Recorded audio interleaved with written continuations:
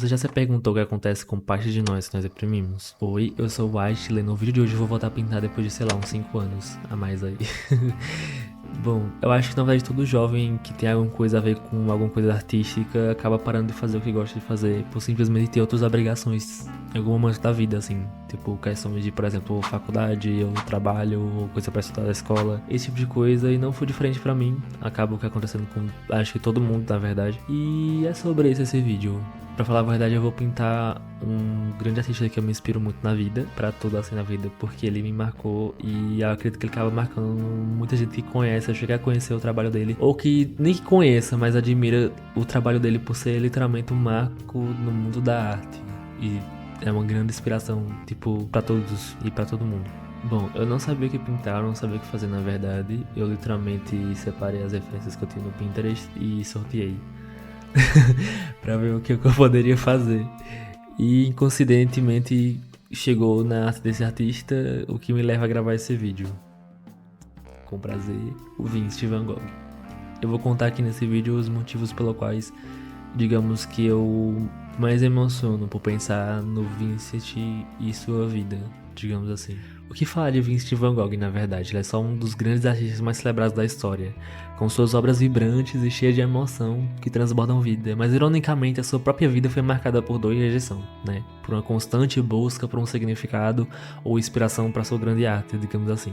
Bom, e aí que chega a ser um ponto tão marcante na história de Van Gogh é porque ele é literalmente um retrato de um grande psiquiatra, aí Carl Jung, se não me engano o nome dele. Ele cita uma questão de todos nós temos um lado sombrio. Quem quiser se aprofundar pode pesquisar depois aí, etc. Mas é basicamente aquela parte de nós que escondemos do mundo e muitas vezes de nós mesmos. E Van Gogh assim era literalmente um retrato vivo de tudo isso.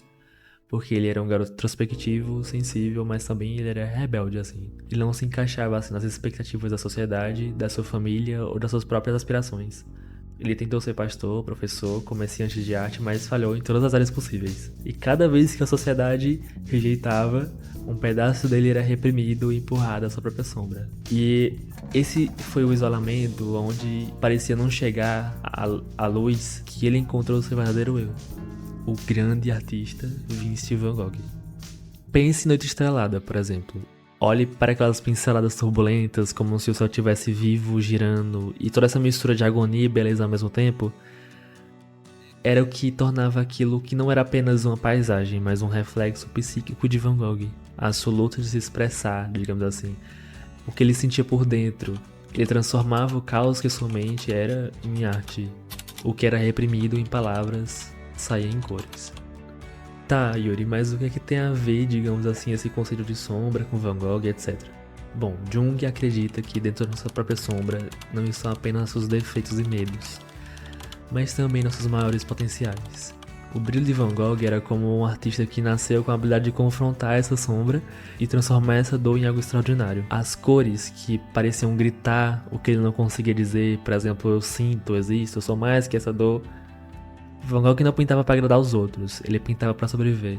E talvez seja isso que nos conecta profundamente com suas obras. Elas não falam diretamente com nossas próprias sombras, mas sim com os pedaços de nós que nós escondemos, que ao mesmo tempo que seria alegria, mas também poderia ser dor. E o que me inspira de verdade em Van Gogh é a luta que ele tinha com sua persona, digamos assim. As máscaras que ele usava para enfrentar toda a sociedade daquela época, ele queria tanto ser aceito, tanto se encaixar, mas o mundo via ele como estranho, como instável, como difícil. E a cada rejeição, que seja da sociedade, das pessoas que ele amava, ampliava um abismo entre quem ele era e quem ele queria ser.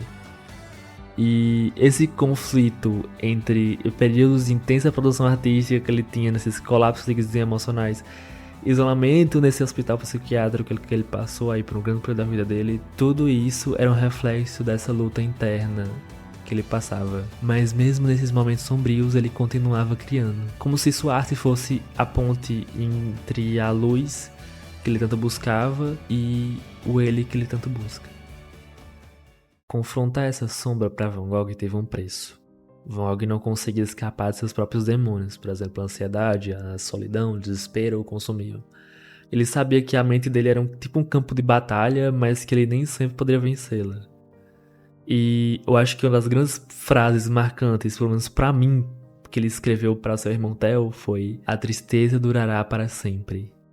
Essa frase tão simples e tão devastadora ao mesmo tempo refletia profundamente essa luta que, ao mesmo tempo que revela sua humanidade, o faz perceber o porquê que ele passava por tudo aquilo, entendeu? Por que ele tinha aquele lado tão humano. Saiba que todos nós carregamos nossas próprias sombras. Todos nós temos dias que sentimos que não há saída. E tipo, Van Gogh morreu sem saber o impacto que causaria no mundo.